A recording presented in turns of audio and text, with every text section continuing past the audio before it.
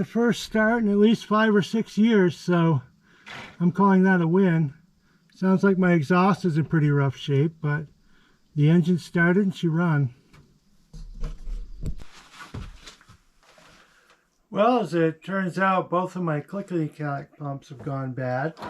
Neither one of these will run, so I managed to start the Chrysler by filling the float ball manually. Got to run for, a quick minute, but as far as anything practical, warming it up and actual trying to tune the thing and get it to run nicely, it's that's out of the question until I get a pump. Where I left off years ago, that car got shut down because my father passed away, and I was sort of doing it as a project for, with him.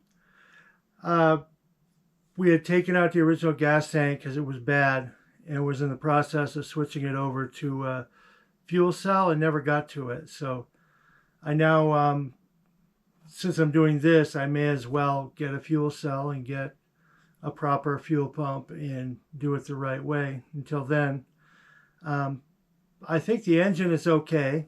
I don't think it's knocking. I just think the exhaust is just like super bad on it, but I guess time will tell on that. But I'm calling victory. I cleaned up the carburetor. I got the thing to start and run.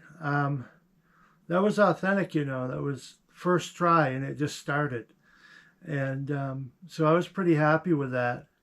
And then 2 seconds after I did that, the reason it's dark out now is because work called me and says, oh, somebody called out sick, and so I need you to cover. So here I am back late at night finishing up. But I think overall it's good. And moving on to the next thing at this point.